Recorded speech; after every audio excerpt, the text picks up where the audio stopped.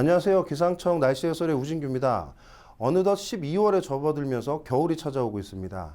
이번 시간에는 겨울철 기압계 특성을 가지고 최근 기압계 동향을 한번 살펴보겠습니다.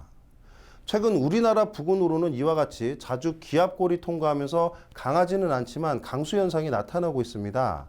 특히 지난 26일에는 눈이 내리기도 했는데요. 주기가 약 2일에서 3일인 것으로 분석이 됩니다. 강수량은 전국적으로 10mm 내외의 적은 강수량을 보이고 있는데요. 왜 이렇게 자주 약한 골이 통과를 하는 것일까요? 자, 그 전에 먼저 최근의 기압계 이슈 사항을 살펴보아야 할 듯 합니다. 이 그림은 우리가 겨울철 기압계를 분석할 때 참고하는 그 자료 중에 북극 해빙과 관련된 그림인데요. 이 노란색 부분이 얼음이 덮인 상태, 그리고 파란색은 바다입니다. 자, 그리고 이곳 빨간 동그라미 부분이 카라바렌체라고 하는 빙하가 생기는 곳인데요. 현재 얼음이 거의 없는 상태입니다.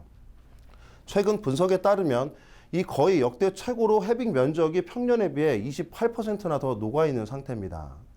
이러한 상태가 되면 이 구역에서는 비열이 높은 바다로부터 열이 올라오고 빛의 반사율도 낮아지면서 태양 복사율까지 쌓이게 되는데요. 그로 인해서 평소보다 온도가 더 올라가게 됩니다. 이렇게 되면 그 축적된 열이 바로 밑에 있는 이 우란산맥 부근으로 전이되면서 기층이 부풀어 오르고요. 이 지역 5km 부근으로는 능이 형성이 되게 됩니다. 이렇게 시작된 대기 상층의 파동은 시베리아 부근으로 이와 같이 고래 형태를 만들어내게 되는데요. 이때는 형성된 기류를 따라서 북쪽의 공기가 이동하면서 시베리아 부근으로 찬 공기가 축적이 되고 얼음이 녹게 되면서 평소보다 더 많은 수증기가 유입되면서 눈으로 덮이는 지역도 많아지게 되고 태양의 반사도, 즉 알베도가 높아지면서 온도가 더욱 떨어지게 되는 것입니다. 즉 북극해 얼음이 평소보다 더 녹게 된다는 의미는 이 중위도에 평소보다 차가운 공기가 쌓이게 된다는 뜻이 되죠.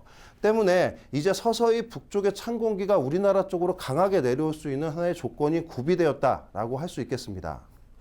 이와 같은 주변 환경 속에서 최근 북반구 5km 상공의 고도장을 평년과 비교해서 살펴보겠습니다. 자, 간단히 말씀드리면 이 노란색이나 붉은색 영역으로 나타나는 곳이 고기압이 발달하기 쉬운 능이고요.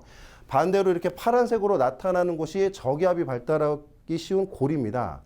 자, 우리나라 동쪽을 살펴보시면 이곳이 베링해 부근인데요. 아주 붉은색 계열의 강한 능이 나타나고 있습니다. 이러한 형태를 우리는 블로킹에 발달한다라고 말하게 되는데요. 전반적으로 이 서쪽으로부터 기류의 흐름을 약하게 하는 주 원인입니다. 때문에 만주 북쪽으로 이 파란색 기압계 부분이 저기압부가 평년보다 강하게 위치를 할 수 있는 것인데요. 저압부는 반시계 방향으로 회전을 하면서 이와 같이 주기적으로 북쪽으로 내려온 한기를 동반한 기압골을 통과시키게 됩니다. 이러한 원인으로 최근 자주 강수 현상이 발생하게 되는 것이죠. 자, 그런데 강도적인 측면에서 보면 이야기가 조금 달라집니다. 이 그림은 바다의 수면 온도 분포인데요. 자, 붉은색 계열은 평년보다 온도가 높은 곳, 반대로 파란 곳은 낮은 곳입니다. 저희도 부근 태평양 동쪽으로 이 낮은 온도 편차를 보이는 곳이 있고요. 저 서쪽 부근으로는 높은 편차를 보이고 있는데요. 이것이 바로 라니냐에 의한 전형적인 수온 분포입니다. 이로 인해서 저 서태평양 부근, 저쪽 부근에는 평소보다 많은 열이 쌓이게 되면서 대류가 활발해지는데요. 이 대류에 의해 상승한 공기는 한반도 남쪽 해상 부근으로 전이가 되는 하강류가 만들어지게 됩니다. 이로 인해서 이 지역에서는 고기압이 발달할 수 있는 조건이 만들어지게 되죠.